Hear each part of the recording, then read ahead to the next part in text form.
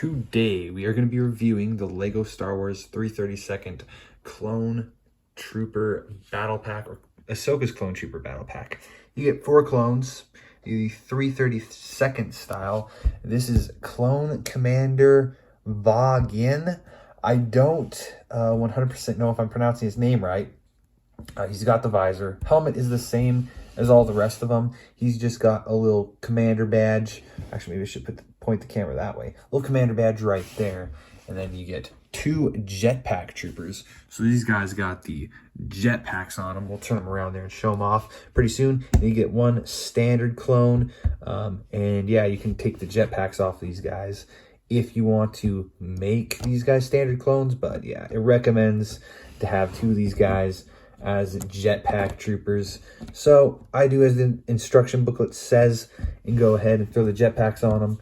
But this guy sits in the swamp speeder a little bit better. And then there's the back side of the clone commander. So overall, 4 okay clones. I'll point out the things that I don't really like about them is the obvious helmet holes. For people that like customization, sure, it's great. You know what?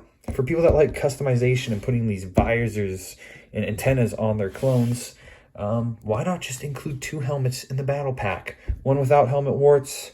I mean, they're charging $20 for this anyway. The helmet holes, helmet warts, not good. And then include regular standard helmets for people that actually care about how their clones look. But I'm one of the people that's like, you know what? We'll live another day if there's helmet holes. You know, it ain't the end of the world. Then they got the blasters, 3 small, just like hand cannon blasters, and 1 large blaster, probably for the captain over there. And then let's move on to the builds. Builds, pretty solid. I like the small blaster build for the play function of just blasting off studs. I'm not going to do it now because I don't want to lose Lego studs in my room and then end up stepping on them later. And the swamp speeder is actually surprisingly good. I like this. I was afraid that the blue would not show up enough. I think it's very subtle but very good. You've got a little bit of blue down there that goes across and all the way through the bottom. You've got the blue that comes across the top and then wraps around the back of the engine here. You've got clips here on the back to hold blasters.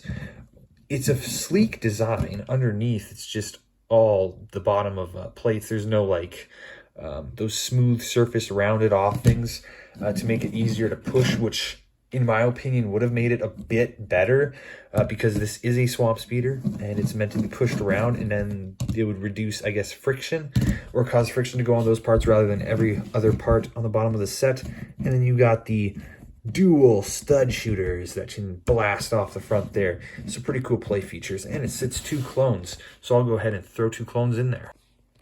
So the jetpack troopers do not fit in the seats. They're just standard Lego seats. So we've got the regular clone as well as the commander. I guess that's how it's supposed to be. And they're going to move their swamp speeder.